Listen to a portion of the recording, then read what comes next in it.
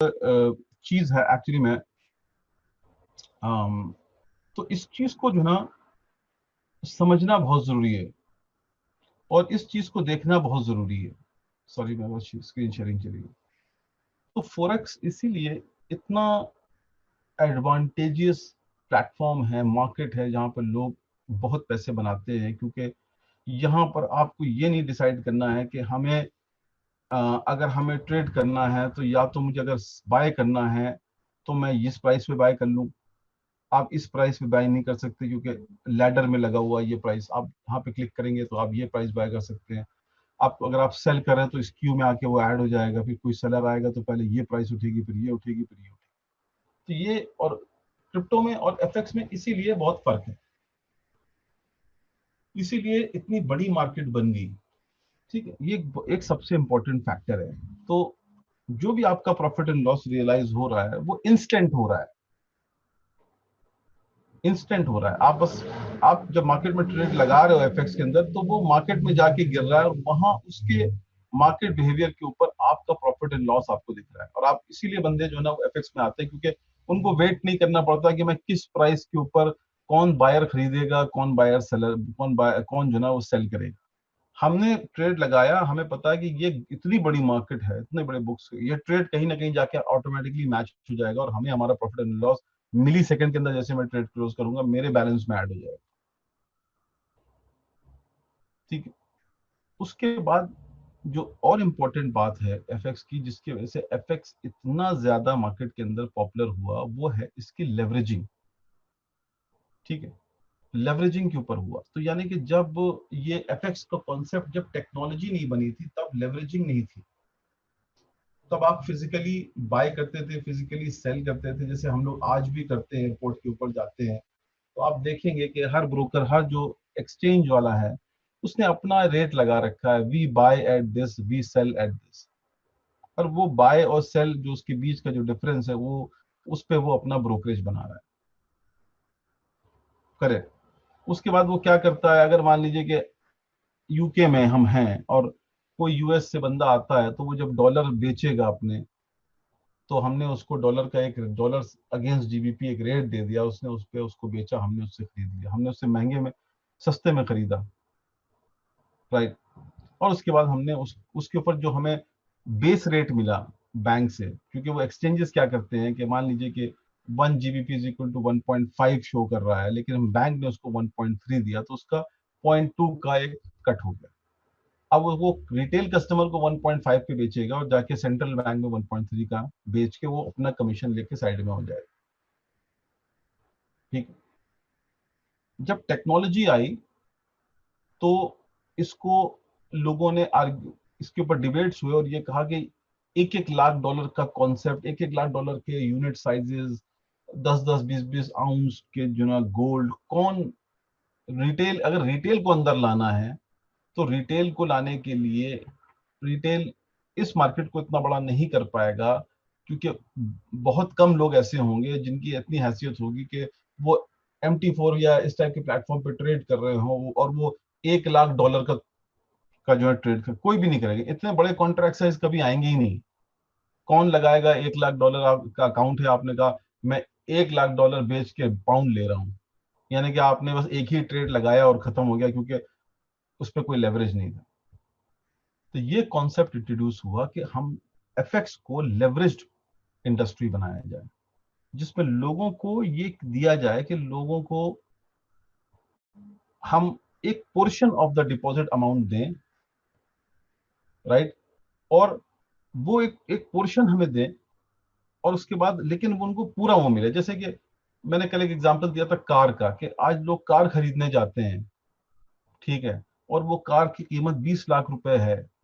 तो जब आप जाते हैं किसी भी कार को खरीदने, हुंडई की अगर आप कार खरीदें या कोई भी कार खरीदें, तो आप जब उनके शोरूम जाते हो, कहते हैं सर आज ऐसा है कि आप डाउन पेमेंट कर दीजिए, 2%, 3%, 5%, 10%, वट एवर। आपने एक डाउन पेमेंट कर दिया और उसके बाद बाकी सारा आपको उन्होंने लेवरेज कर दिया। ठीक है, यानी कि आपको लोन दे दिया, कहा आप ये कार ले जाइए। अगर आप नहीं देंगे, पे कर पाएंगे, तो आपने जो इनिशियल डिपॉजिट दिया वो भी गया और कार भी गई। यही रियलिस्टिक वर्ल्ड में इसी को सेम वे में इंप्लीमेंट किया गया एफएक्स के अंदर में, कि अगर आप $1 लाख का कोई करेंसी पेयर खरीदते हैं या बाय करते हैं, तो इंस्टेड ऑफ $1 लाख पे करें, आप सिर्फ उसका 1% मार्जिन पे करें, और वो 1% मार्जिन आप सिर्फ देकर और 1 लाख की वैल्यू की आप ट्रेड ले लें। तो उससे क्या हुआ कि उससे रिटेल पार्टिसिपेशन मैसिवली बढ़ गया, क्योंकि रिटेल को ये लगा कि तो बहुत अच्छा है, इतना लेवरेज हमको मिल रहा है, हम अपना इनिशियल डिपॉजिट फंसा रहे हैं, और इनिशियल डिपॉजिट फंसा के हम इतना बड़ा कॉन्ट्रैक्ट साइज ले रहे हैं, अगर मेरे फेवर में मार्केट आई तो मैं मेरा ये पैसा प्रॉफिट में आ जाएगा, और मुझे उनको कुछ देना नहीं पड़ेगा अगेंस्ट 1 लाख का कॉन्ट्रैक्ट जो मैंने लिया है। अगर मेरा मेरा निगेटिव में चला गया, मैं लॉस में चला गया मेरा ट्रेड, तो मैक्सिमम मेरा जो जाएगा वो मेरा इनिशियल डिपॉजिट जाएगा। मुझे 1 लाख नहीं देना है, मुझे 1,000 जो मैंने उसका 1% जो ना वो डिपॉजिट डाला, वो मेरा डिपॉजिट चला जाए। तो लोगों ने इसके ऊपर खेलना शुरू कर लिया, and then this market becomes a huge $1 trillion market. फिर टेक्नोलॉजी, तीसरी बात, टेक्नोलॉजी का बहुत बड़ा खेल, टेक्नोलॉजी ऐसी बन गई, ऐसी ऐसी टेक्नोलॉजीज आ गई धीरे धीरे करके, हर ब्रोकर ने अपनी टेक्नोलॉजी बनानी शुरू कर दी। जैसे हम लोगों ने अपनी टेक्नोलॉजी बनाई, उसके अंदर तमाम एलिमेंट्स डाले, वैसे ही बहुत सारे ब्रोकर्स हैं जिन्होंने millions and millions and millions of dollar जो है प्लेटफॉर्म में बनाए, और क्यों और उसको मार्केट में लेके आए। आज अगर मैं सिर्फ आपसे बाइनेंस की बात करूं, तो इनका प्लेटफॉर्म को आप देखें, अगर मैं आपसे कहूं कि अगर आप इस ब्रोकर को देखें जो कि यूके का इस वक्त सबसे बड़ा ब्रोकर है, सीएमसी मार्केट, और इनके इनके प्लेटफॉर्म की अगर आप गूगल पे सर्च करें, तो इन्होंने अपनी बुक्स के अंदर ये शो किया है कि इन्होंने अपने प्लेटफॉर्म में 100 मिलियन पाउंड लगाए डेवलप करने में, 100 मिलियन पाउंड। अगर आप इनका प्लेटफॉर्म देखेंगे, अमेजिंग प्लेटफॉर्म, कि कोई भी क्रिप्टो एक्सचेंज आ जाए, दूर दूर तक इन लोग को छू नहीं सकता। That far people have gone in FX. क्यों? क्योंकि इन्होंने प्लेटफॉर्म को डिजाइन इस टाइप से किया कि उसके अंदर एग्जीक्यूशन, उसके अंदर कोई भी चोरी नहीं हो सकती, कोई मार्केट अब्यूज नहीं हो सकता, रियल टाइम ट्रेड्स, और इतने सारे टूल्स ट्रेडर्स के लिए, इन्वेस्टर्स के लिए, कि वो लोग आए और उनको हर एक को बेनिफिट मिले जो वो चाहते हैं। It's 100 million pound worth of exchange platform. आप सोचिए कि कंपनी कितना बना रही होगी, कि कंपनी ने 100 मिलियन का प्लेटफॉर्म बनाया। कितना खूबसूरत इनका प्लेटफॉर्म है, कभी भी अगर हो तो डेमो डाउनलोड करके देखिएगा, आपको पता चलेगा। ये देखिए इनका प्लेटफॉर्म का स्नैपशॉट है। They made a beautiful platform. तो अभी भी वो मैच्योरिटी लेवल क्रिप्टो एक्सचेंजेस में न आया है, ना अभी जल्दी आ पाएगा। आज की डेट में जितने एक्सचेंजेस बने हैं, ये सब एक वेब बेस्ड, सारे वेब बेस्ड एक्सचेंजेस हैं, राइट। और आप इनको देखेंगे तो सिमिलरली जितने भी एक्सचेंज आप खोलोगे, मोर और लेस सब एक जैसे दिखते हैं। कोई किसी के अंदर कोई आपको डिफरेंस नजर नहीं आएगा कि किसी ने प्लेटफॉर्म अलग तरीके से बनाया है। MT4 को देख लीजिए, 25 years ओल्ड प्लेटफॉर्म, 25 साल पुराना प्लेटफॉर्म। आज की डेट में मार्केट शेयर सबसे बड़ा MT4 का है एफएक्स के अंदर में। एक इतना अच्छा यूनिक कॉन्सेप्ट ये लेके आए कि इन्होंने सिर्फ टेक्नोलॉजी बनाई खाली, और उस टेक्नोलॉजी को उन्होंने डिस्ट्रीब्यूट करना शुरू कर दिया, और इतना इजी टू यूज प्लेटफॉर्म बनाया कि रिटेल इसके अंदर कूद गया। ये पहले थे जिन्होंने एक रिटेल प्लेटफॉर्म बनाया, नहीं तो पहले जो इंस्टीट्यूशनल प्लेटफॉर्म हुआ करते थे बड़े कॉम्प्लिकेटेड होते थे। राइट, मैंने भी जब लंदन में काम शुरू किया था 2006 में, उस टाइम तक जो है मुझे याद है कि हमारे पास जब मैं सेल्स एंड मार्केटिंग में था अपनी कंपनी स्टार्ट करने से पहले, तो जिस ब्रोकर के पास मैं काम करता था, उस ब्रोकर के पास जो ना हमारे डेस्क पे जो ना वो एक स्पेशल टेलीफोन्स होते थे जो सिर्फ स्टॉक एक्सचेंज वाले यूज करते हैं। और क्लाइंट उन नंबर्स पे कॉल करता तो कहता था, यार ठीक है, एक लॉट खरीद लो गोल्ड का, अच्छा अभी क्लोज कर दो ये ट्रेड। तो हम लोग फोन डीलिंग किया करते थे। फिर टेक्नोलॉजी ने इतना तेजी से जो ना चीजों को चेंज किया कि वो फोन डीलिंग खत्म हो गई। अब एक्सेसिबिलिटी जो है ना वो चली गई रिटेल कस्टमर के पास। अब किसी को कोई जरूरत नहीं है, आज हमारे पास स्मार्टफोन है, मैं खोल सकता हूँ, आज मैं स्मार्टफोन से बंद कर सकता हूँ, मैं खुद ट्रेड कर सकता हूँ, मैं तमाम टूल्स लगा सकता हूँ। तो MT4 इतना बड़ा प्लेटफॉर्म हो गया, इतना पॉपुलर हो गया, कि MT4 को सबसे पहले इंडिया के अंदर SGX एक एक्सचेंज आया था जो कि पिट गया। उन्होंने एफएक्स को बीट करने के लिए इंडिया में USD against INR, GBP against INR, euro against INR 6-7 currency pair लगाए और MT4 को अपना एक प्लेटफॉर्म बनाया। अनफॉर्चुनेटली वो नहीं चल पाया क्योंकि डोमेस्टिक मार्केट में अगर आप करेंसी पेयर लेके आ रहे हैं, क्योंकि एफएक्स ने इतना तेजी से इंडिया के अंदर पेनिट्रेट किया कि रेगुलेटर्स ने ये सोचा कि चाहे जितना भी बैरियर लगा दो, लोग जो एडिक्टेड हैं एफएक्स के वो एडिक्टेड हैं, वो ट्रेड इसी में करेंगे, कहीं नहीं जाएंगे। तो जब वो एक्सचेंज आया तो वो एक्सचेंज बिल्कुल बुरी तरह पिटा और वो एक्सचेंज बंद हो गया आगे चल के। अब मुझे नहीं पता आज की डेट में आप लोगों को पता होगा वो चल रहा नहीं, बट मुझे जहां तक नॉलेज है वो एक्सचेंज बंद हो गया था क्योंकि उसके अंदर कोई भी वॉल्यूम नहीं आया। लोगों ने कहा ये मैं जीबीपी आईएनआर में कितना हम लोग ट्रेड करेंगे। लोग ज्यादा प्रेफर करते हैं अपने लोकल स्टॉक्स में चेंज ट्रेड करना ज्यादा यूएसडी आईएनआर में। उसके बाद 2014 में मैं दोहा इंटरनेशनल कॉन्फ्रेंस में मैं था, मुझे बुलाया गया था, मैं पहला ब्रोकर था। और मेरा शायद गूगल के ऊपर भी आप सर्च करेंगे दोहा कन्वेंशनल सेमिनार में, उसके अंदर मैं जब गया था तो मुझे स्पेशल गेस्ट बुलाया था कि वो सिर्फ वर्ल्ड एक्सचेंज कॉन्फ्रेंस थी। अगर आप चेक करेंगे दोहा वर्ल्ड एक्सचेंज कॉन्फ्रेंस, तो वहां पर दुनिया भर के सारे एक्सचेंजेस आए थे और उसके अंदर जो है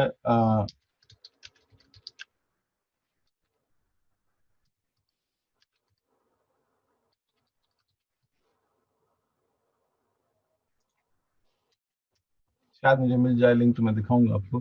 तो दोहा वर्ल्ड एक्सचेंज कॉन्फ्रेंस जो हुई थी उसके अंदर में जितने भी एक्सचेंजेस हैं दुनिया भर के, जितने भी, और ये अब तो लगातार होने लगी है, जितने भी एक्सचेंजेस थे वो उसके अंदर पार्टिसिपेट करते थे। और वो मेरे ख्याल से 2014 में पहली बार वो हुई थी जिसके अंदर ये डिस्कशन था कि एक्सचेंजेस ये चाह रहे थे कि हम लोग के वॉल्यूम नहीं आ रहा है मार्केट के अंदर में, तो हम लोग एफएक्स को, ओटीसी उसको कहते हैं, तो ओवर द काउंटर पहले, कि ओटीसी प्रोडक्ट को हम अपने एक्सचेंज में किस किस तरीके से लेके आए कि हमारे स्टॉक्स की वैल्यू भी ना गिरे और लोगों को हम एक प्रोडक्ट ऑफरिंग दें कि लोग आए और जब एफएक्स में ट्रेड करें तो वो साथ साथ हमारे लोकल स्टॉक्स एंड शेयर्स में भी ट्रेड करें। इसके ऊपर वो कॉन्फ्रेंस थी, तो उस पर मैं एक स्पीकर था उस टाइम पे, जहां पर ये डिस्कस हो रहा था कि ओटीसी का क्या रोल होना चाहिए। और मुझे आज भी याद है कि जब एंड ऑफ द कॉन्फ्रेंस हुआ था तो उसके अंदर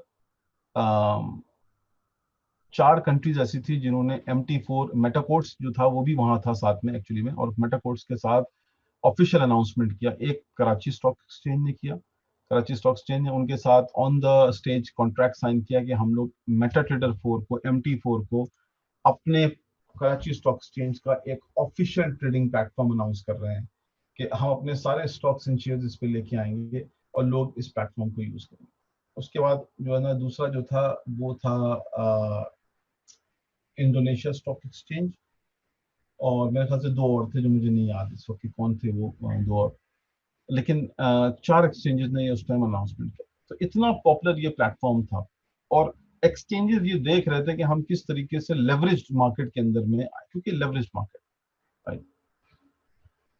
तो ये एफएक्स की एक गालिबाना एक हिस्ट्री है जो हमने कवर अप करने की कोशिश की, आपको बताने की कि बैकग्राउंड के एफएक्स कहाँ से आ रहा है। और जब आप इसके अंदर जा रहे हैं तो आपको थोड़ा बैकग्राउंड पता होना चाहिए कि एफएक्स में अगर आ रहे हैं और हम लोग भी अगर इसके अंदर आगे पुश कर रहे हैं तो क्या ऐसा मोटिवेशनल फैक्टर है जो कि एफएक्स को इतना ज्यादा जो ना वो बना रहा। हाँ, एफएक्स के अंदर में चाहे आज आप हम लोग मोयो ट्रेड हम लोगों ने लॉन्च किया कि ये ईज करने के लिए कि आपको ट्रेड करने की जरूरत नहीं, आप किसी को फॉलो कर सकते हो, लेकिन उसके अंदर भी कुछ कायदे कानून हैं जिनको हर एक को फॉलो करना है, क्योंकि एफएक्स बहुत ज्यादा आप यूँ समझ लें कि बड़ा ल्यूक्रेटिव प्रोडक्ट है। ऐसा प्रोडक्ट है कि जैसे मैंने अभी आपको बताया कि मैंने इस पर ट्रेड मारा अभी और मैंने ऐसे ट्रेड किया और मुझे अगर इसमें एक बड़ा प्रॉफिट खटाक से दिखा, क्योंकि इंस्टेंट प्रॉफिट आपको दिखता है, राइट। आपको क्रिप्टो एक्सचेंजेस पे इंस्टेंट प्रॉफिट नहीं दिखेगा, आपने जैसे ट्रेड लगाया आपको इंस्टेंट प्रॉफिट लगा। अब आप अब बंदा क्या होता है, ग्रीडी बन जाता है, क्या मेरा प्रॉफिट इतना आ रहा है, फिर वो फिर ट्रेड मारता है, फिर ट्रेड मारता है, फिर ट्रेड मारता है। उसको पता है कि इसके अंदर मुझे ये नहीं बैठ के सोचना है कि मेरा ट्रेड कौन खरीदेगा कौन लेगा। हमें पता है कि जो ट्रेड मैंने खोला वो मैं प्रॉफिट पे या लॉस पे कभी भी बंद कर सकता हूँ। That is the beauty of the platform और एफएक्स, राइट। तो ये जो है थोड़ा सा ना लोगों को एक उस पे ले जाता है कि लोग इसके अंदर जाके ना फिर वो ओवर ट्रेडिंग शुरू कर लेते हैं। हर काम को स्टार्ट करने के लिए उसका अपना एक तरीका है। ट्रेडिंग एक बहुत टेक्निकल चीज है, ट्रेडिंग में हर बंदा माहिर नहीं हो सकता है। होने के लिए हर एक को चाहिए कि वो एफएक्स के अंदर में एफएक्स को थोड़ा स्टडी करे। जो मेन एलिमेंट है एफएक्स ट्रेडिंग के वो है कि आप, क्योंकि ये करेंसी पेयर्स हैं सारे जितने भी आप देख रहे हो, euro against dollar, GBP against dollar, ये करेंसी पेयर्स हैं। तो अब आपको ये पता है कि करेंसी पेयर्स जो हैं उनकी जो प्राइस मूवमेंट है वो सिर्फ कुछ चीजों के ऊपर बेस्ड है। पहला मार्केट सेंटीमेंट, दूसरा माइक्रो इकोनॉमिक फैक्टर्स जो कि सबसे इंपॉर्टेंट रोल प्ले करते हैं। कि इसके अंदर आने के लिए आपको अपने को थोड़ा सा, अपने को जो ना अहेड ऑफ द गेम रखना पड़ेगा अगर खुद ट्रेड करना चाहते हैं। वैसे तो हम लोगों ने बनाया है आपके लिए कि आप लोग फॉलो करें, लेकिन अगर खुद भी ट्रेड करना चाहें, कुछ कुछ लोग करियर बनाना चाहते हैं इसके अंदर, और यही रीजन है कि हम लोग सेमिनार के अंदर अपने जो ना वो अलग अलग गेस्ट को इसलिए बना रहे हैं। कुछ ऐसे भी गेस्ट आ रहे हैं जो हमारे ही मेंबर्स टीम के हैं और उन्होंने अभी महीना 2 महीना पहले एफएक्स स्टार्ट किया और उन्होंने अच्छा प्रॉफिट जनरेट किया, और हम उनको भी इनवाइट कर रहे हैं ताकि वो अपना एक्सपीरियंस शेयर करें उन्होंने क्या किया। राइट। तो माइक्रो इकोनॉमिक फैक्टर जो है बहुत इंपॉर्टेंट होता है कि आप ये न्यूज को जरूर कैचअप करें कि भाई अगर मैं चाहता हूं कि मैं सिर्फ यूरो डॉलर में ट्रेड करूं क्योंकि ये एक अच्छा प्रोडक्ट है, स्टेबल प्रोडक्ट है, इसमें अच्छा मूवमेंट है, साल का 2 से 3%, 4% का मूवमेंट है, इसमें मैं पैसे बना सकता हूँ, या मैं गोल्ड पे बना सकता हूँ, गोल्ड का मुझे अच्छा कमांड है। तो गोल्ड किस किस फैक्टर के ऊपर फ्लक्चुएट करता है, उन फैक्टर्स को समझना जरूरी होता है। ठीक है ना। और जो चार्ट्स हमने दिए आपको, ये जो चार्ट है, ये चार्ट भी बहुत इंपॉर्टेंट फैक्टर्स हैं जो आपको एक्चुअली में हेल्प करते हैं ट्रेड करने के लिए। और वो हम अपने आगे वाले जो ना सेशंस में कवर करेंगे कि कैंडल्स को देख देख कर ऊपर की कैंडल कहाँ गई, नीचे की कैंडल कहाँ टच कर रही है, इससे क्या इंडिकेशन मिल रहा है कि मार्केट किस तरफ जा रही है, क्या करना चाहिए। ये सारी चीजें हम लोग आपको बताएंगे अपने सेशंस के अंदर, राइट। लेकिन ये जो प्री रिक्विजिट्स हैं इनको फॉलो करना बहुत जरूरी है कि ट्रेडिंग से पहले उसकी तैयारी करना। उसके बाद अपने रिस्क को मिनिमाइज करने के लिए 2-4 चीजों को यूज करना। Stop loss, take profit.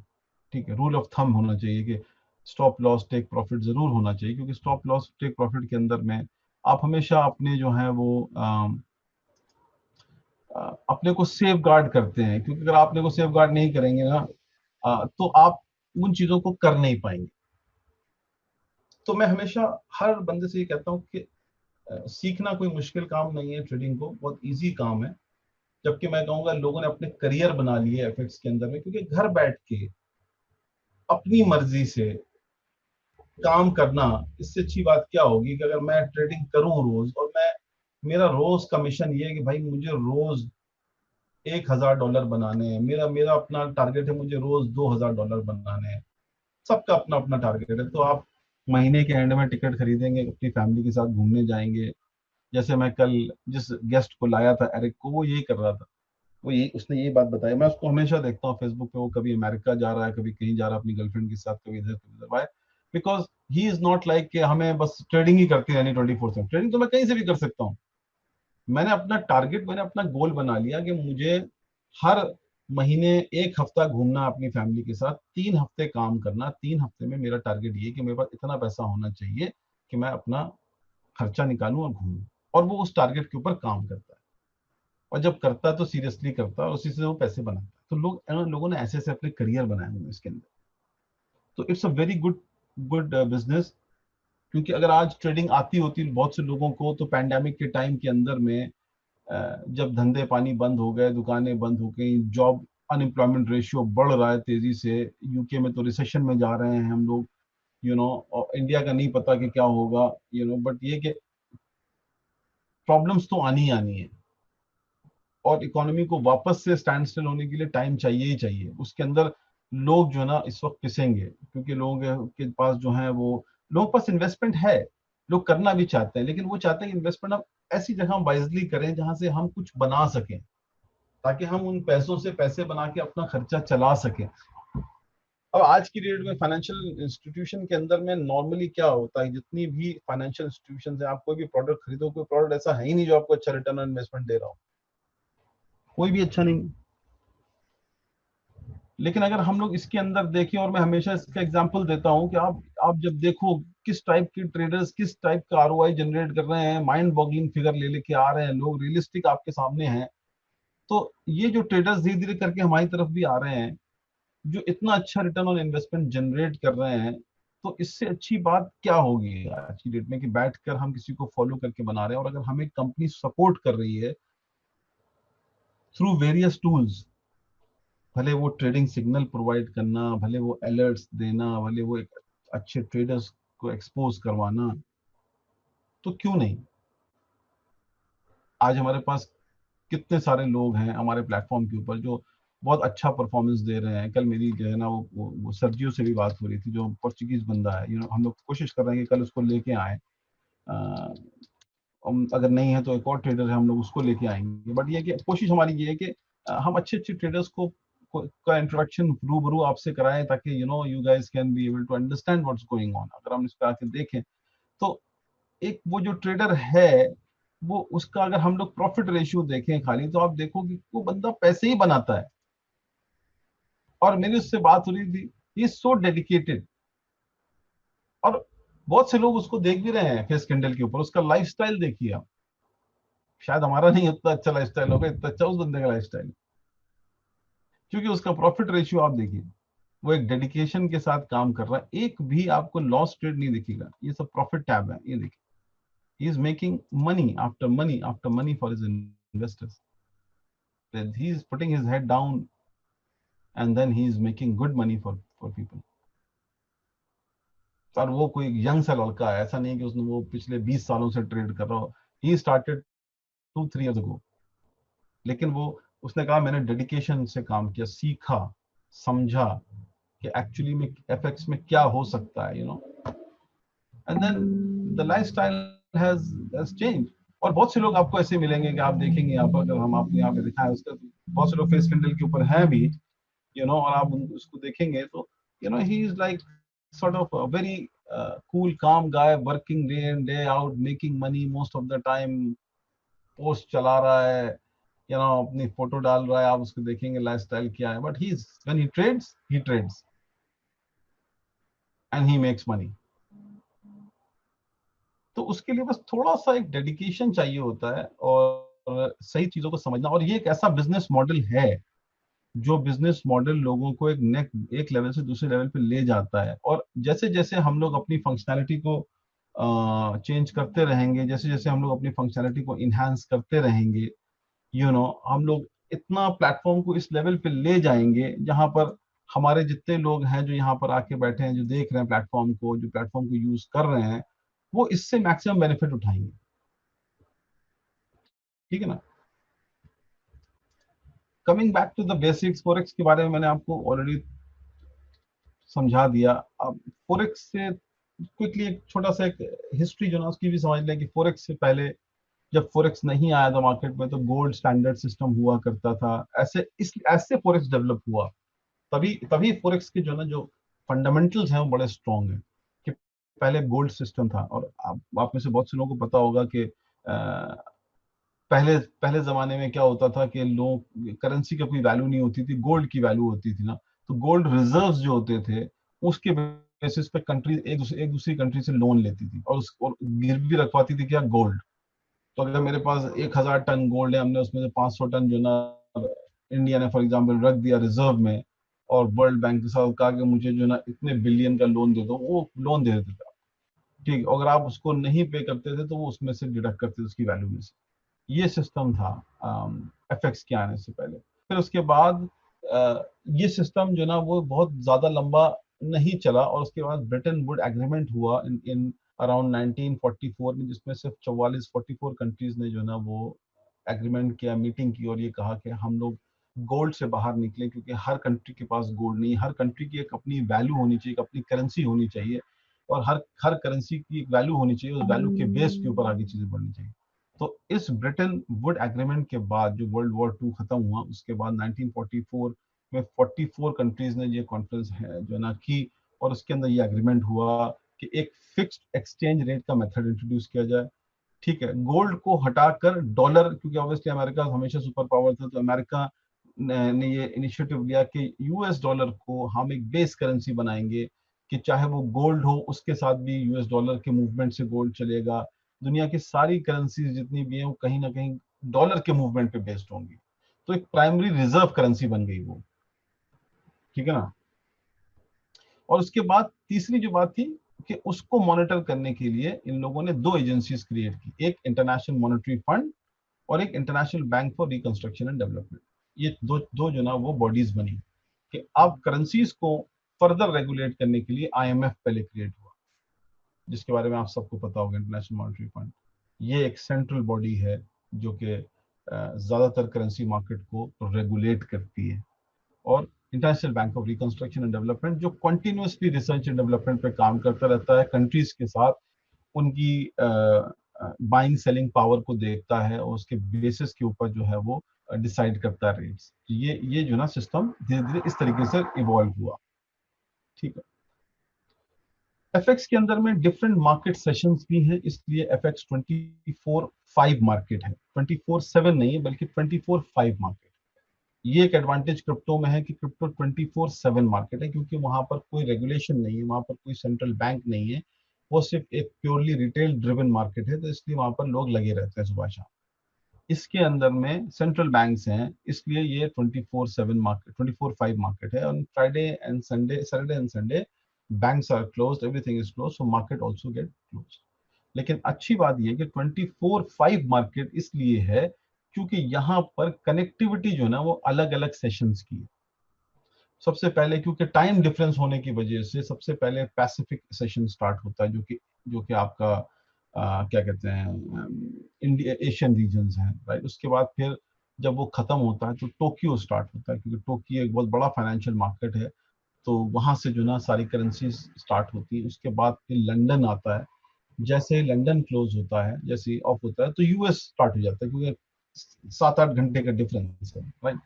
इसलिए ये जो मार्केट है इनके अंदर जो जो सबसे अच्छी बात ये है कि यहाँ पर हर मार्केट अपनी एक लिक्विडिटी लेके बैठी हुई है, और जब वो ऑन होती है तो लोग उस सेशन में, उन लोगों को पता नहीं चलता है कि कौन सा सेशन स्टार्ट हुआ, लेकिन जो ट्रेडर्स हैं उन्हें पता चलता है। तो अगर पैसिफिक सेशन स्टार्ट हुआ तो लोग उसके अंदर ट्रेड कर रहे हैं, वॉलेटिलिटी है, लिक्विडिटी है। जैसे ही वो एंड हुआ लोगों को पता ही नहीं चला, टोक्यो सेशन की जो स्टार्ट हो गया, सेम लिक्विडिटी आ रही है बेहतरीन वॉलेटिलिटी के साथ। फिर लंदन स्टार्ट हुआ, फिर न्यूयॉर्क स्टार्ट हुआ, इस तरीके से वो रिवॉल्व करती रहती है। और एक ओवरलैपिंग सेशन भी होता है, ऑब्वियसली एक हर दिन में एक ऐसा पार्ट भी होता है जहां पर तीनों सेशन, चारों सेशंस खुले होते हैं, जिसमें पैसिफिक, टोक्यो, लंदन, न्यूयॉर्क चारों सेशन एक साथ मिक्स हो गए होते हैं। और उस सेशन के अंदर में प्राइस मूवमेंट और भी फास्ट होता है, क्योंकि हर सेशन से ट्रेडर्स उसके अंदर ट्रेड कर रहे होते हैं। तो ये एक ओवरलैपिंग सेशन होता है। ठीक है, हर की मार्केट सेशंस में सबकी अपनी अपनी जो है ना वो टाइमिंग्स है, हमारे प्लेटफॉर्म पे भी टाइमिंग है, तो आपको पता है। ठीक है ना। अब आते हैं थोड़ा सा बेस के ऊपर कि बाय यूएसडी अगेंस्ट डॉलर, जैसे कि हम प्लेटफॉर्म पे देखते हैं कि एक करेंसी पेयर है, उसको हमने का नाम दिया यूरो डॉलर, यानी यूरो वर्सेस डॉलर। ठीक है, तो जब हम कोई भी दो दो पेयर एक साथ जब कनेक्टेड होते हैं, ठीक है, जिनका जिस जिस करेंसी का नाम पहले आता है euro against dollar, that means वो पहली करेंसी जो होती है बेस करेंसी कहलाती है, और जो दूसरी होती है वो कोड करेंसी कहलाती है, यानी काउंटर करेंसी कहलाती है। तो आपको हमेशा कोड जो मिलता है वो मिलता है काउंटर करेंसी का। ठीक है। तो ये अगर आप एग्जांपल देखेंगे तो इस एग्जांपल के अंदर में यूरो आप बाय करना चाह रहे हो, ठीक है, और तो जैसे यहाँ लिखा बेस इज ऑलवेज वन, तो पहली वाली इज ऑलवेज बेस, राइट। आप इस केस में यूरो बाय करना चाह रहे हो, डॉलर सेल करना चाह रहे हो, डॉलर का जो कोड प्राइस आ रही है वो आ रही है 1.0676 फॉर एग्जाम्पल। तो इसका मतलब ये हुआ कि एक यूरो की वैल्यू डॉलर के अगेंस्ट 1.0676, यानी कि अगर हम यहां देखें तो यूरो के अगेंस्ट डॉलर की प्राइस 1.184 बाय प्राइस है, 1.184 सेल प्राइस, दोनों का डिफरेंस 9। ठीक है। तो ये जो है ना वो बेस और काउंटर करेंसी जो है ना उसके अंदर होता है। तो इसका कॉम्बिनेशन समझ में आना चाहिए कि जब आप ट्रेड कर रहे हो, चाहे जीबीपी यूएसडी है तो जीबीपी बेस है, यूएसडी काउंटर करेंसी। इसके अंदर तीसरी एक बात और भी है, और वो ये है कि प्लेटफॉर्म के ऊपर आपकी करेंसी वैल्यू क्या है। जैसे कि यहाँ पर आप नीचे देखोगे, जहां मेरा माउस है, इसमें यहाँ पे बैलेंस लिखा है और बैलेंस के बगल में लिखा है 16,659.45 यूएसडी। तो इसका मतलब ये हो गया कि मेरा जो ट्रेडिंग अकाउंट है वो डॉलर में है, करेक्ट। तो जब करेंसी पेयर के पीछे, जब करेंसी की पेयर में कोई भी करेंसी पेयर आप उठाएंगे, जैसे यूरो डॉलर है, इसके अंदर जो काउंटर करेंसी है वो डॉलर है। तो जब आगे हम आपको कैलकुलेशन समझाएंगे, मार्जिन कैसे कैलकुलेट कैलकुलेट करते हैं, लेवरेज कैसे करते हैं, तो उसमें क्या होता है कि क्योंकि बेस या काउंटर करेंसी डॉलर में है तो मार्जिन ऑटोमेटिकली डॉलर में रिफ्लेक्ट हो जाता है। लेकिन अगर मैं कोई करेंसी उठाऊं कि जैसे कि न्यूजीलैंड, ऑजी डॉलर न्यूजीलैंड, अब इसमें डॉलर नहीं है और आपका अकाउंट जो है वो डॉलर में है, तो मार्जिन जब जो मार्जिन 1% हम लोग लेते हैं, जो ब्रोकर लेता है मार्जिन, वो मार्जिन आपका डॉलर अकाउंट से होता है ना। लेकिन आप यहाँ पर क्या कर रहे हो, यहाँ जब आप ये करेंसी पे सिलेक्ट कर रहे हो तो इसका मतलब आप ये कर रहे हो कि हम ऑजी डॉलर को बेच रहे हैं अगेंस्ट न्यूजीलैंड, या हम न्यूजीलैंड बेच रहे हैं और ऑजी डॉलर खरीद रहे हैं। आप जो भी करोगे, अगर आप सेल कर रहे हो और 1% जो मार्जिन आएगा वो ऑजी डॉलर में है। अगर आप 1 लाख का निकालोगे 1% फॉर एग्जाम्पल, तो 1 लाख का 1% हो गया 1,000, तो 1,000 ऑस्ट्रेलियन डॉलर हो गए। अब आपको वो 1,000 Australian dollar system automatically calculate करेगा डॉलर में, क्योंकि आपका अकाउंट डॉलर में है। तो वो एक्सचेंज रेट जो होगा वो उठाएगा यहाँ से ही ऊपर से 1.18 चल रहा, अब वो देखेगा ऑस्ट्रेलियन डॉलर अगेंस्ट यूएसडी का क्या कन्वर्जन रेट है। तो वो जो 1,000 ऑस्ट्रेलियन डॉलर है मार्जिन, वो फर्दर कन्वर्ट हो जाएंगे आपके डॉलर में और आपके इस अकाउंट से माइनस होंगे, और आपका प्रॉफिट एंड लॉस भी ऑटोमेटिकली रिकैलकुलेट होकर आपकी जो बेस करेंसी अकाउंट है डॉलर, उसके हिसाब से आएगा। तो ये चीजों को अपने ध्यान में रखना है कि अगर जब आप ट्रेड कर रहे हैं करेंसीज के ऊपर, और करेंसीज के अंदर में उन करेंसीज को आप ट्रेड कर रहे हैं जिसमें डॉलर नहीं है, तो वो सारा कन्वर्जन जो है आपको ऑटोमेटिकली सिस्टम डॉलर में करेगा, क्योंकि your account is in dollar. even your profit and loss will be calculated automatically in dollar। ठीक है।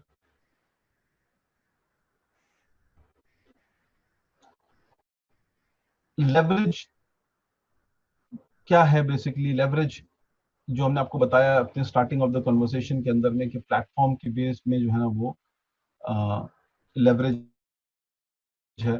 थोड़ा सा और चीजें टच करता हूँ MT4 प्लेटफॉर्म के ऊपर, ताकि आपको पता हो। यूरो डॉलर, इसको हम लोग सिंबल बोलते हैं, bid, buy, ask, sell, and then you have spread difference, right. तो ये आपका बाय एंड सेल प्राइस आ रही है। तो इसका मतलब ये हो गया कि अगर यूरो डॉलर है तो उसकी बाय प्राइस और सेल प्राइस आपको शो कर रहा है इसके अंदर। ठीक है। अब आप यहाँ से डिसाइड करते हैं कि आपको अगर खरीदना है, तो इसके अंदर डिफरेंट MT4 में डिफरेंट कॉन्ट्रैक्ट साइजेस होते हैं। ठीक है। कॉन्ट्रैक्ट साइजेस बेसिकली 3 प्रोपोर्शन में होते हैं। कौन कौन से प्रोपोर्शन होते हैं? एक होता है, यहाँ पे मैं लिखता हूँ ताकि आपको समझ में आए। पहला जो होता है वो ये होता है कि अगर 100,000 का कॉन्ट्रैक्ट साइज है तो MT4 पे वो आपको दिखता है इज इक्वल टू 1 लॉट। ठीक है। जिसको हम लोग कहते हैं 1 स्टैंडर्ड लॉट। दूसरा होता है आपका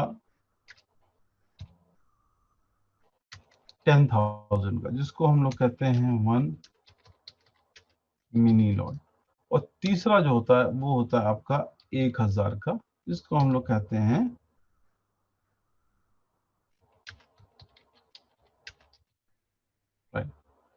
1 माइक्रो लॉट। और इसको हम लोग टर्म कैसे करते हैं? 1 mini lot is equal to 0.1, और माइक्रो लॉट को हम लोग टर्म करते हैं इज इक्वल टू 0.01। ठीक। तो अब आपको जब भी MT4 पे नजर आएगा, या तो आपको 1 जब दिखेगा तो इसका मतलब मिनिमम कॉन्ट्रैक्ट साइज 1 मींस 100,000 का, अगर आप 2 करेंगे 200, 3 करेंगे 300,000, राइट। इसी तरीके से mini lot is always considered as 0.1। तो अगर हम यहाँ पर 0 पॉइंट, यहाँ पर अगर 0.01 दिख रहा है तो उसका मतलब ये माइक्रो लॉट है 1000 का, ठीक है। और इसी के एडिशन में चीजें चल रही, 0.01 1000, 0.02 2000, 3000, 4000, राइट। फिर ये 1 आ गया, ठीक। आप इसको यहाँ पे प्री डिस्क्राइब दिए हुए हैं, लेकिन आप यहाँ 0.05 तक दिया ना, 5000 तक दिया माइक्रो लॉट, आप इसको कुछ भी कर सकते हो, आप खुद भी कर सकते हो 0.07 लॉट, ठीक है। तो यू कैन ऑल्सो इंटर। फिर उसके बाद 1 standard lot, 2 standard lot, 3 standard, यानी कि 1 लाख, 2 लाख, 3 लाख, 4 लाख, 5 लाख, इस तरीके से आ गया। अगर आप यहाँ पे 0.1 करोगे तो इसका मतलब ये हो गया कि ये 10,000 का हो गया, 0.2 करोगे तो ये 20,000 का हो गया। That's how you define the contract size, ठीक। उसके बाद आपको यहाँ पे स्टॉप लॉस दिख रहा है, टेक प्रॉफिट दिख रहा है, टाइप दिख रहा है, बाय एंड सेल दिख रहा है, राइट। तो जब आप कोई करेंसी पेयर सेलेक्ट करोगे उसके बाद आपको वॉल्यूम सेलेक्ट करना है कि आप क्या करना चाहते हो। एक माइक्रो लॉट खोलना चाहते हो, यानी कि 1,000 यूरो बेचकर आप डॉलर खरीदना चाहते हो, ठीक है। तो आप इसका मतलब सेल बाय मार्केट कर रहे हो। आप 1,000 यूरो बेचना चाहते हो, बाय करना चाहते हो अगेंस्ट डॉलर, तो आप बाय बाय मार्केट कर रहे हो, ठीक है। तो यहाँ पे दोनों बटन लगे हैं, वो आपको डिसाइड करना है, और दोनों की अपनी प्राइस है। ये सेलिंग प्राइस है, ये बाइंग प्राइस है, राइट। तो आपको यहाँ से sorry, bid is sell and and ask is buy. तो आपने जब भी यहाँ पे आपको सेल करना है तो you can sell buy market, आपको बाय करना है तो यू कैन बाय बाय, ठीक। Stop losses always plays an important role, क्योंकि स्टॉप डिफाइन करता है कि आप मार्केट में कितना रिस्क लेना चाहते हो। और स्टॉप लॉस क्या होता है कि जैसे कि अब वो डिपेंड करता है कि आप कौन से साइड में जा रहे हो, ठीक है। अब मान लीजिए कि आपने कहा कि मुझे सेल करना है मार्केट में, तो मार्केट 1.1828 के ऊपर है, तो आप क्या करोगे कि प्राइस इसके ऊपर ना जाए, तो आप ऊपर की तरफ लगाओगे स्टॉप लॉस, ताकि जब प्राइस आप सेल कर रहे हो जितना नीचे ये जाता जाएगा आपको प्रॉफिट होता जाएगा, राइट। बाय में जितना ऊपर ऐसे जाता जाएगा आपको प्रॉफिट होता जाएगा, यानी कि अगर 1.1827 से नीचे आता है प्राइस, तो आप जो है लॉस करोगे। Just 1 second only.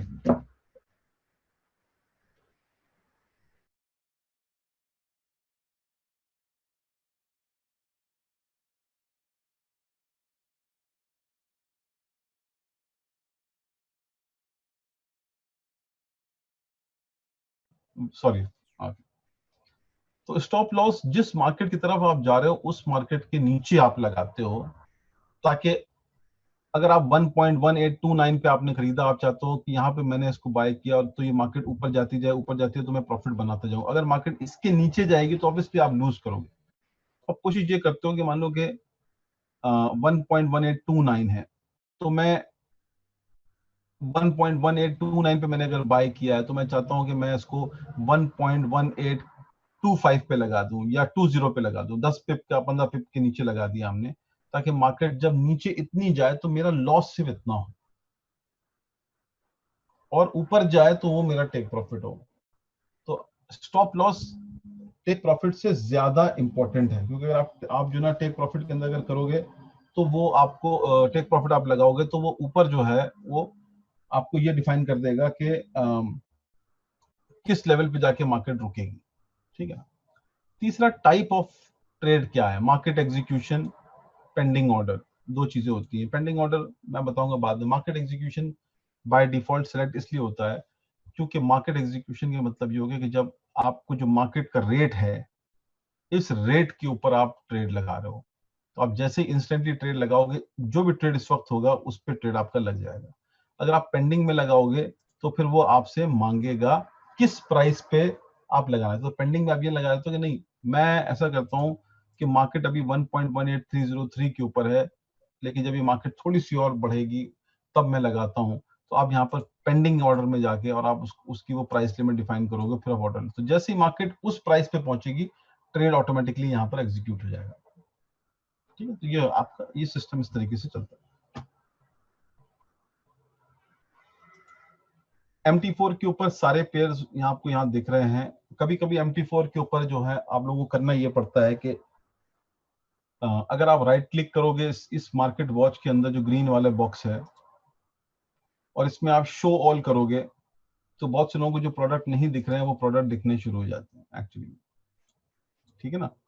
और यहाँ से ही आप चीजों को देख सकते हो। आप स्प्रेड पे क्लिक करोगे तो आपको स्प्रेड नजर आएगा। अगर आप लो हाई करोगे तो आपको ये दिखाएगा कि लो कितना गया था उस दिन का, हाई कितना गया था उस दिन का, ये आपको दिखाएगा। लो और हाई वैल्यू भी दिखाएगा। तो यहाँ से आप जैसे मर्जी आए वैसे आप सेटिंग कर सकते हो। नीचे वाली जो विंडो है ये आपको दिखाती है आपका अकाउंट, और यहाँ पर ये इस पार्ट के ऊपर आप अपने एक्सपर्ट एडवाइजर जो रोबोट ट्रेडिंग के सॉफ्टवेयर आते हैं, जब आप उसको अपलोड करोगे तो वो भी आपको यहाँ पर दिखाएगा। तो ये दो सेक्शन है। उसके बाद नीचे जहां पर ये आप देख रहे हो ये ट्रेड पेज है। यहाँ पर जब भी आप ट्रेड लगाओगे हर ट्रेड का एक ऑर्डर नंबर आता है, time, type, size, symbol, price, ये सारी चीजें आपको दिख। चार्ट एक बहुत डिटेल डिस्कशन वाली बात है, तो उसको हम लोग आराम से डिस्कस करेंगे क्योंकि ये बहुत ही क्रूशियल पार्ट है। इसको डिस्कस करना इतना आसान नहीं है अभी एक पहले सेशन के अंदर में, क्योंकि इसके ये बहुत ही, इसके ऊपर हम लोग टाइम लगाएंगे इसको स्टडी करना कि कैंडल्स का क्या, किस तरीके से कैंडल्स बिहेव करती हैं, और ऊपर की कैंडल, नीचे की कैंडल, कैसे कैंडल रेड बना रही है, ग्रीन बना रही है, उसका क्या मूवमेंट है। डिफरेंट डिफरेंट जो इसके अंदर टाइम फ्रेम्स है, बोलिंजर बैंड, ATS है, ATR है, उनके क्या रोल्स हैं, उनको हम कैसे यूज कर सकते हैं, वो सारी चीजें हम लोग इसके ऊपर आपको बताएंगे। ठीक। तो अब लेवरेज जो है बेसिकली, जिसको हम लोग सॉर्ट ऑफ मार्जिन भी कहते हैं, लेवरेज और मार्जिन इंटरकनेक्टेड हैं। अगर 1% मार्जिन है तो उससे पता चल जाता है 1:100 लेवरेज है। अगर कोई कहता है 1:100 लेवरेज है तो आप समझ जाते हो 1% मार्जिन है। अगर कोई कहता है 1:500 लेवरेज है तो आप समझ जाते हो कि 5% मार्जिन है, राइट। तो इस तरीके से जो है ना आप उसको डिफाइन करते हो लेवरेज और मार्जिन को। और ये प्लेटफॉर्म जो है वो लेवरेज और margin based platform. Margin calculate कैसे होता है, इसके ऊपर हम लोग कल के सेशन या नेक्स्ट सेशन के अंदर करेंगे डिस्कशन, राइट। पिप क्या होता है इसको पहले हम लोग समझते हैं, क्योंकि मैंने एक प्रेजेंटेशन बनाया सिर्फ टोटल मार्जिन के ऊपर बेस, और ये मैं आपको पूरी तरीके से समझाऊंगा ताकि मार्जिन ये समझ में आना चाहिए कि मार्जिन का रोल क्या है और मार्जिन कैसे कैलकुलेट होता है एक्चुअली में। और उससे आप डिफाइन कर सकते हो कि मेरा कितना लेवरेज है, और आप उससे ये भी डिफाइन कर लोगे कि मोयो के अंदर जब आप किसी को फॉलो करोगे तो आपके पास $200 का अगर अकाउंट है तो आपको ये पता चल जाएगा फॉर्मूले से कि हम कितने ट्रेड्स एक्चुअली में कॉपी कर सकते हैं, and then based on that you will decide कि हम कितने ट्रेडर्स को फॉलो करें। तो वो स्किप करके हम छोटे छोटे एलिमेंट पे पहले आते हैं। पिप, हम लोग पिप की अक्सर बात करते हैं जिसको हम लोग पॉइंट इन परसेंटेज होता है, ठीक है ना। हर हर की एक पिप वैल्यू होती है। तो अगर हम इसके ऊपर जाएं और इसको क्लिक करें, राइट, तो ये जो 2-4 है, हमेशा जो करेंसीज के अंदर जो पिप वैल्यू होती है उसका होता है 0.001, ठीक है। ये एक पिप वैल्यू होती है। तो यानी कि जो ये 24, जो आपको 24 दिख रहा है, यानी 1 2 3 third decimal and fourth decimal place, this is the pip value, right. तो अगर मान लें कि इसके अंदर मूवमेंट, बल्कि मैं इसको इस तरीके से समझाता हूं यहाँ पर। सो 1 पिप इज इक्वल टू, ये होता है, राइट। और अगर मैं यहाँ पर यूरो USD की प्राइस यहाँ से उठाऊं टर्मिनल से, फॉर एग्जांपल 1.18235, 1.18235, ठीक। तो इसका मतलब ये क्या हुआ कि इसमें 0001,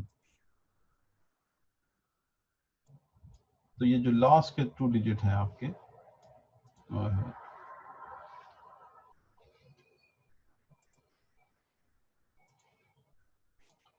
this represent the pip value.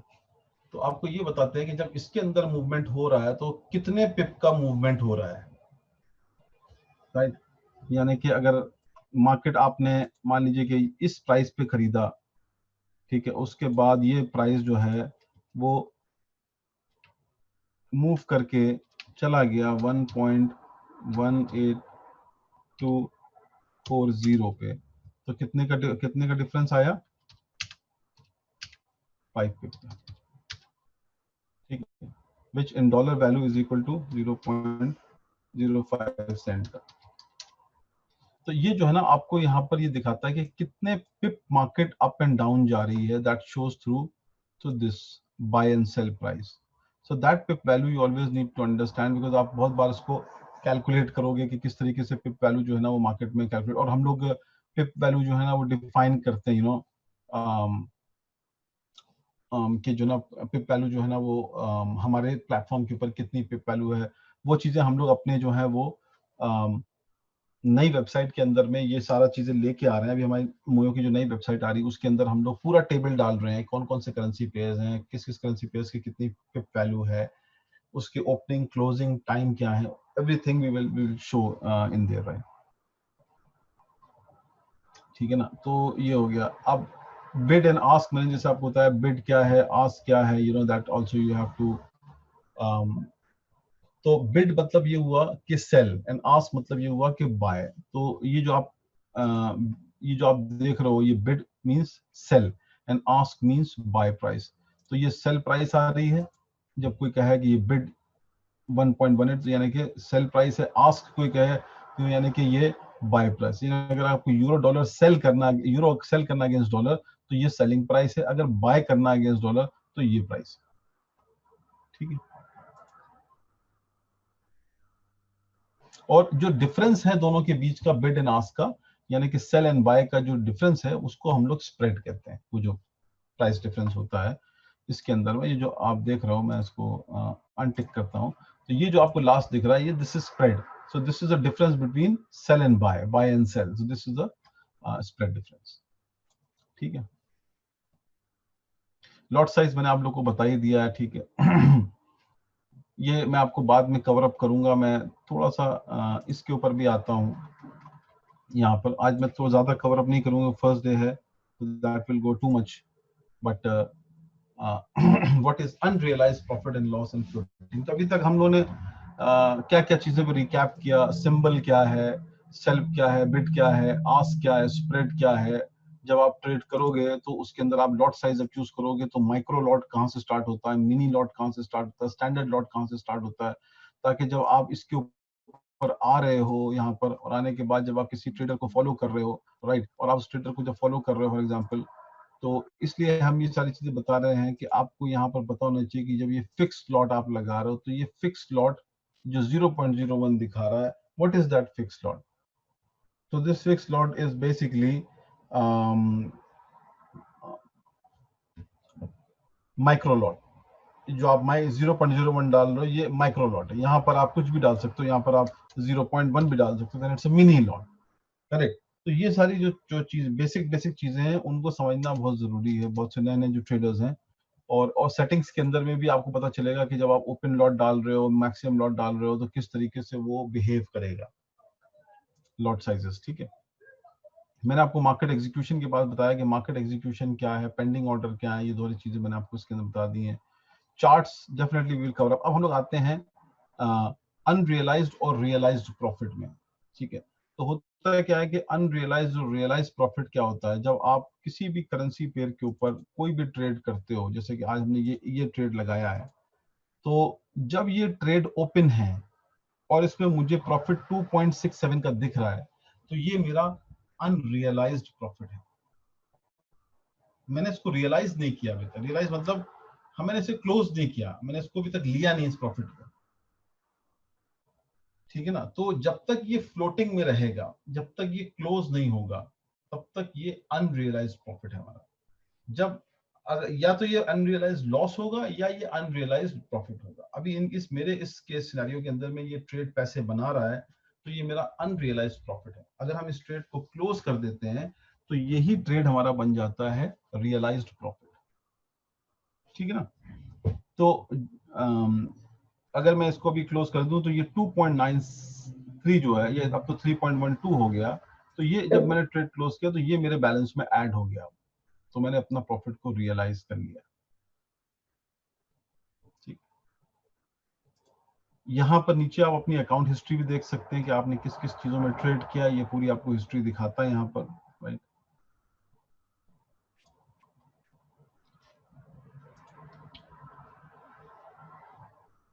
तो मेरे हिसाब से आज के लिए this is more than enough. फिर हम लोग और डिटेल में जाएंगे नेक्स्ट सेशन के अंदर में। थोड़ा सा हम लोग इसके ऊपर टच बेस कर लेते हैं कि मोयो के ऊपर, और फिर उसके बाद हम लोग सेशन को क्लोज करते हैं। जैसा कि आप देख रहे हैं कि Moyo every single day we are revamping Moyo, हर नई नई चीजें ला रहे हैं। अभी इस वीकेंड में और भी एक्साइटिंग चीजें लेके हम लोग आ रहे हैं, आपको बहुत मजा आएगा। जैसे मैंने कहा, trading signal is really really something which is very new, कि हम लोग जो है वो ट्रेडिंग सिग्नल्स प्रोवाइड करना शुरू करेंगे। उससे बहुत सारे लोग, बहुत सारे जो है ना इन्वेस्टर्स को फायदा होगा। एक्चुअली में ट्रेडर्स भी लेना चाहते तो ट्रेडर्स भी लेंगे, इन्वेस्टर्स को ज्यादा फायदा होगा, क्योंकि हम लोग जो ट्रेडिंग सिग्नल लाएंगे, हम लोग की कोशिश ये है कि हम लोग बेस्ट लोगों के साथ टाई अप कर रहे हैं, तो अच्छे सिग्नल जिसका प्रॉफिटेबिलिटी रेशियो अराउंड 75 to 80% रहता है, वो हम देंगे लोगों को, तो लोग उसको यूज करें। अगर उनको लगता है कि हाँ वो ट्रेडिंग सिग्नल हमारे काम आ रहे हैं, वो ट्रेडिंग सिग्नल हमें कहीं ना कहीं हेल्प कर रहे हैं, then you can further carry on with that. Okay, आगे चल के ये हम लोग स्टार्टिंग में we are giving you free, but then later on it will be a subscription based model, क्योंकि हम लोगों ने टाई अप किया थर्ड पार्टी से, it's not ours you know signals, बल्कि हम लोग वो थर्ड पार्टी फैसिलिटी प्रोवाइड कर रहे हैं। इसके अंदर मोयो के अंदर सबसे इंपॉर्टेंट चीज है देखने वाली, वो ये है कि जब आप किसी ट्रेडर को फॉलो कर रहे हो, तो आपको मैं व्हाइट वर्जन में आता हूँ ताकि आप लोगों को ज़्यादा सही नजर आ जाए। तो जब आप किसी को फॉलो कर रहे हो, तो आपको जब फॉलो करना है तो आपको एक दो चीजें इसके अंदर ये देखनी है, जो इंपॉर्टेंट चीजें हैं, कि जो छोटे अकाउंट वाले लोग हैं, जो $200 से अकाउंट खोल रहे हैं, $500 से अकाउंट खोल रहे हैं, उसकी इक्विटी इतनी बड़ी नहीं है, और ज्यादातर लोगों को पता नहीं है। तो लोग बस 6 7 8 जितने जितने ट्रेडर मिल रहे हैं, लोग उनको लाइक करते जा रहे हैं, फॉलो करते जा रहे हैं, लेकिन वो कहीं ना कहीं ऑब्वियसली ट्रेड्स आपका कॉपी नहीं करेगा, क्योंकि आपके पास इतना बैलेंस नहीं है कि आप बहुत मल्टीपल ट्रेडर्स को फॉलो कर सको छोटे अमाउंट में। सबसे पहले तो छोटे अमाउंट के अंदर में मेरा रिकमेंडेशन ये रहेगा कि लोग फिक्स्ड लॉट के ऊपर जाएं, क्योंकि फिक्स लॉट के अंदर में छोटे छोटे लॉट साइज कॉपी होंगे, और छोटे छोटे लॉट साइज में आप मल्टीपल ट्रेडर्स को फॉलो कर सकते हो, क्योंकि आप सबको इक्वल अपॉर्चुनिटी दे रहे हो ट्रेडर्स को टेस्ट करने की, कि छोटे लॉट्स में पता चल रहा है कि कौन सा ट्रेडर ऐसा है जो बेसिकली अच्छा है और उससे पैसे बनाए जा सकते हैं। तो जब आप यहाँ पर आके किसी को फॉलो कर रहे हो स्मॉल अमाउंट से, आप फिक्स लॉट पहले चूज करो, और फिक्स लॉट में आप माइक्रो लॉट से स्टार्ट करो पहले 0.01। लेकिन कोशिश आप ये करें कि जब आप माइक्रो लॉट स्टार्ट कर रहे हैं, तो मल्टीप्लायर को हमेशा आप 1 पे रखो, क्योंकि अभी क्या है, देखिए मल्टीप्लायर जो है वो by default is 0.01।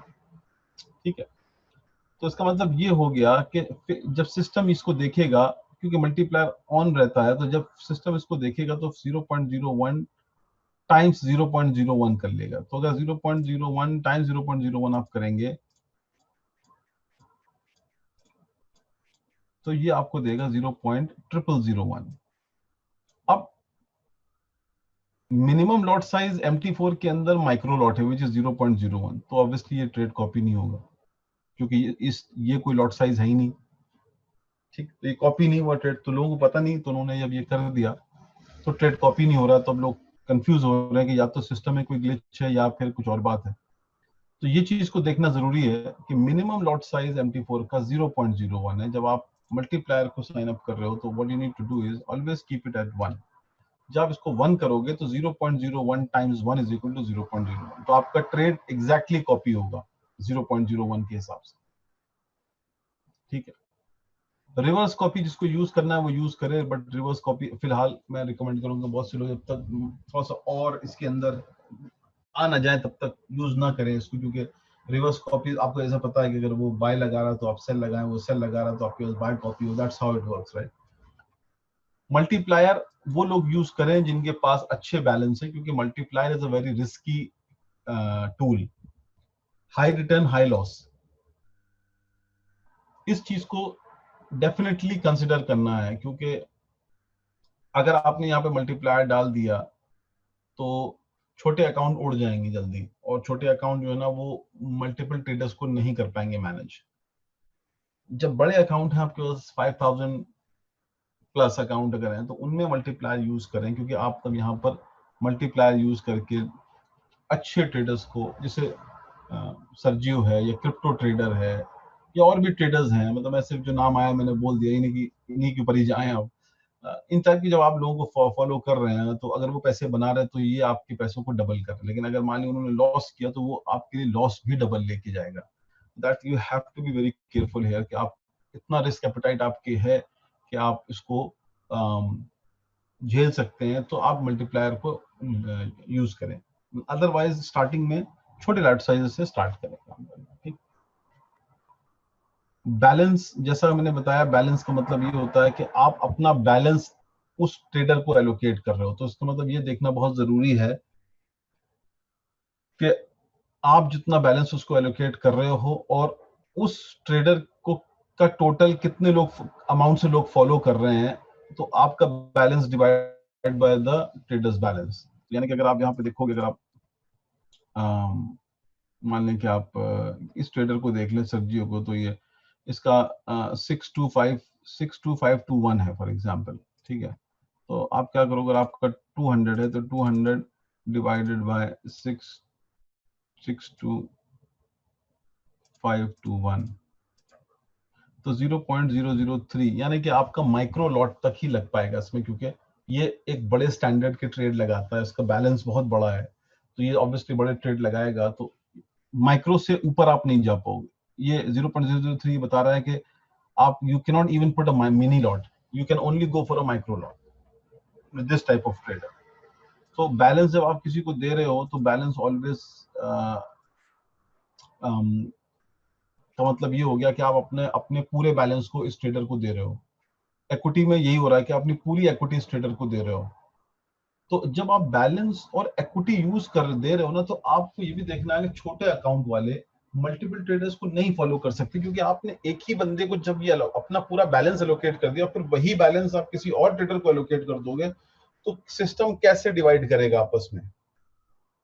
System divide नहीं कर पाएगा उसको, क्योंकि सिस्टम जो पहला ट्रेडर होगा उसको प्रेफरेंस दे देगा, सेकंड ट्रेडर को प्रेफरेंस नहीं देगा, क्योंकि अगर उसने बड़ा ट्रेड लगा दिया तो वो, हाँ ये है कि अगर आपने माइक्रो लॉट्स कॉपी करें तो it can work in that proportion कि कौन ट्रेडर पहले ट्रेड लगा रहा है उसको पहले प्रेफरेंस दे देगा, दूसरे वाले को बाद में प्रेफरेंस देगा। ठीक, इन्वेस्टेड अमाउंट के अंदर में सेम वही बैलेंस और इक्विटी का ही रेशियो चलता है। फर्क कितना होता है कि यहाँ पर आपने पहले से स्पेसिफाई कर दिया कि मैं 100 देना चाहता हूँ, ठीक है ना। तो अगर आप 100 देना चाहते हो तो इसका मतलब ये हो गया कि अब आपने 100 डिवाइडेड बाय, तो ये पहले से बता रहा हूँ कि इसका फॉर्मूला ये है कि जो भी बैलेंस आप दोगे divided by the total amount of dollar following that trader, उसको आप डिवाइड करोगे तो आपको पता चल जाएगा मेरे कितने लॉट्स लग सकते हैं इसके थ्रू। ठीक है ना। उसके बाद आता है सेटिंग्स। सेटिंग्स के ऊपर काफी लोग काफी जो ना वो नॉर्मली मिस्टेक करते हैं। तो पहली जो सेटिंग है वो है मैक्सिमम ओपन लॉट। तो आप सिस्टम को ये बता रहे हो कि ये ट्रेडर जो है वो मैक्सिमम लॉट जो खोले वो, अब मेरा 10 था यहाँ पर, क्योंकि मेरा एक 0.01 कॉपी हुआ तो वो 0.01 मेरे 10 में से माइनस हो गया। तो यानी अब 10 तक के ट्रेड लॉट लग सकते हैं और 10 जितने जितने लॉट खुलते जाएंगे वो उतने उतने इससे माइनस होते जाएंगे, और जब ये रेशियो 10 टच कर लेगा तो ट्रेड कॉपी होने बंद हो जाएंगे। इसके मतलब ये है, ओपन ट्रेड्स के भी मतलब ये है। मैक्सिमम लॉस इन लॉट्स, आपको ये बताना है कि अगर मान लीजिए आप किसी ट्रेडर को फॉलो कर रहे हो और वो लॉस कर रहा है, तो आप उसको ये बोल रहे हो कि उसके ट्रेड मेरे ऊपर कॉपी हो अप टू कि वो 5 लॉट तक जो ट्रेड मार रहा है, 5 लॉट तक अगर उसके ट्रेड लॉसेस में है तब तक मेरे कॉपी हो, उसके बाद ना हो।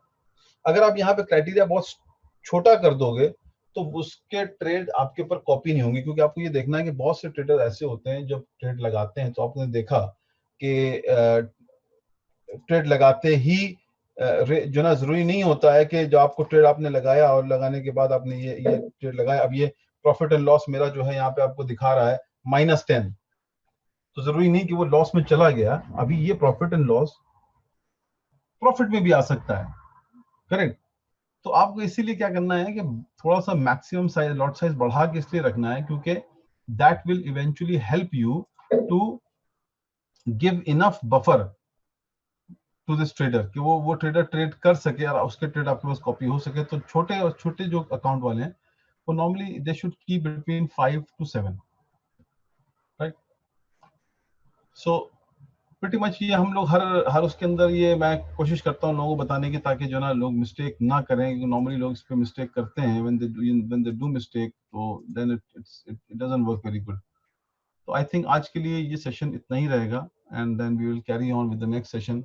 हिंदी और उर्दू में हम लोग वीक में एक बार करेंगे, और जिनको जिनको इंग्लिश समझ में आती है वो हमारे 2 सेशन में आ सकते हैं, क्योंकि हम लोग थोड़ा आगे हैं उसमें। आज हम लोगों ने पहला सेशन स्टार्ट किया है, तो एक एक एलिमेंट पकड़ पकड़ के समझाते जाएंगे, तो फिर प्लेटफॉर्म भी समझ में आएगा, मोयो भी समझ में आएगा, और धीरे धीरे आगे बढ़ेंगे। और कुछ ट्रेनर्स को भी हम लोग लेके आएंगे, जो ट्रेनर्स जो हैं वो आपको और इनहैंस इन डेप्थ ट्रेडिंग बताएंगे, जो हम लोग जो है अपनी तरफ से कोशिश मैं कर रहा हूँ, लेकिन ऑब्वियसली हम सबकी नॉलेज इतनी लिमिटेड है, और जो लोग इसके अंदर ऐड कर सकते हैं value, they will also come and add value for you. So over to Bhavesh भाई। यस, थैंक यू सर, बहुत बहुत शुक्रिया आपका। You welcome sir. और आई एम श्योर कि जितने भी लोग आज थे कि उनको भी मजा आया होगा आपका ये वेबिनार सुनने के बाद। जो जो उनके क्वेश्चंस है होपफुली वो भी यहाँ पे आंसर हुए होंगे।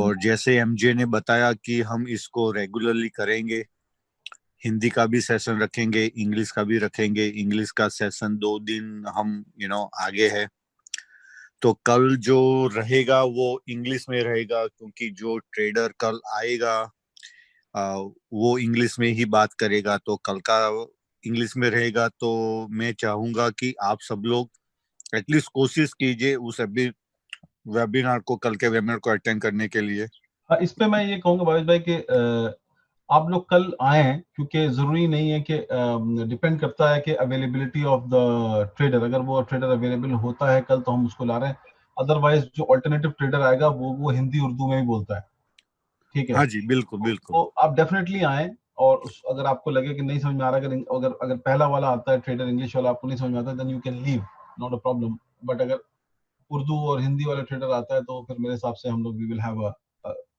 हम लोग उसमें इंग्लिश और हिंदी दोनों को कवर अप करेंगे उसके उस सेशन में। बिल्कुल बिल्कुल। सो कल कल भी हम चाहेंगे कि आप लोग मैक्सिमम लोग आए, ठीक है, ताकि सब लोगों के पास इसकी अवेयरनेस जाए। और यहाँ पे हम दोनों चीज को टैप करते हैं, एक तो एफएक्स को भी करते हैं, इंडस्ट्री कैसे मार्केट में चल रही है, एफएक्स में क्या नई चीज आ रही है। और उसके बाद हम मोयो के ऊपर भी थोड़ा टच बेस करते हैं, ताकि जो ट्रेडर है, जो इन्वेस्टर है, वो लोग भी अच्छी तरह से उसको फॉलो कर सके मोयो को भी।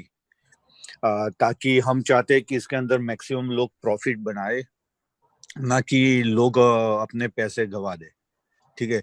तो ये हम कंटिन्यूसली करते रहेंगे। आप लोग जितने आप लोग हमको सपोर्ट करेंगे, उतना ही हमारा एंकरेज भी बढ़ता है ऐसे वेबिनार करने के लिए। मैक्सिमम लोग आएंगे तभी हमको भी एक एक्साइटमेंट होगा कि चलो आज 100 लोग आए, आज 150 लोग आए। लेकिन कभी कभी 50-60 लोग जब आ जाते हैं तो थोड़ा डिमोटिवेशन हमारा भी हो जाता है कि यार हम कहीं गलत तो नहीं जा रहे हैं, लोग आ क्यों नहीं रहे, जुड़ क्यों नहीं रहे। तो प्लीज आप लोग भी ऐसे ही हमको सपोर्ट करते ही जाए, और ऐसे ही वेबिनार हमको भी एंकरेज मिलेगा कि हर रोज करने के लिए। So thank you once again आप सब लोगों का। बी सेफ, एंड कल फिर same time let's catch up tomorrow also. Thank you sir, and good night to very all. Much. Before we go, एक साहब का क्वेश्चन था, अनुराग साहब का, नहीं आई थिंक एसएस हैं। नहीं, उन्होंने क्वेश्चन यही पूछा है कि मतलब अकाउंट थोड़ा फास्ट खोलें, तो डेफिनेटली हम लोग थोड़ा सा लेट थे सीआरएम में, बिकॉज हम लोगों ने मोयो को भी उसके अंदर इंटीग्रेट करने की जो ना आइडिया डाला था। आई थिंक इट्स ऑलमोस्ट रेडी। आप लोग जाएं, और वहां पर जाने के बाद जो वेबसाइट है हमारी यहाँ पर, मैं एक सेकंड शेयर करके दिखाता हूँ. So you can go there and this is the website. Where is the website? Yes. और इस वेबसाइट के ऊपर there is a open account. You can see out here the button. आप इस पे क्लिक करोगे तो आप CRM के ऊपर यहाँ पर क्लाइंट आके रजिस्टर करना शुरू करेगा. इसके अंदर हम लोग IB का भी पोर्टल इसके अंदर ऐड कर रहे हैं, लेकिन इन द मीन टाइम अगर आपको करना है तो आप ये रजिस्टर से पहले, यहाँ रजिस्टर लिखा है, इसके ऊपर अगर आप सिर्फ IB लिखोगे एंड देन तो, और ये हटा दोगे आप यहाँ से register for a time being, but हम लोग इस लिंक को भी अभी ऑन कर रहे हैं. तो you will go to the IB portal as well. और I think it's not working, I need to ask what, but client यहाँ से रजिस्टर कर सकता है. और कोई भी क्लाइंट जो है ना यहाँ से रजिस्टर कर सकता है. और हम लोग जो ना अभी आपको फिलहाल क्या करेंगे, I will give you guys IB portal link. तो वहां से आप लोग अपने IB का साइन अप शुरू कर लें. और जितनी बार क्लाइंट जो ना वो साइन अप करेगा वेबसाइट के थ्रू, हम लोग उस अकाउंट को आपके अंडर में टैग करते चले जाएंगे तेजी से. ठीक है ना? So that then process will become really faster, और आपको अनुज से बात करने की जरूरत नहीं पड़ेगी उसमें. ठीक है. Thank you very much once again and we will see you tomorrow. Hello Bhavesh भाई, यू देयर? हाँ जी सर, बिल्कुल. Good night. Yes, good night to all. Thank you very much. Bye.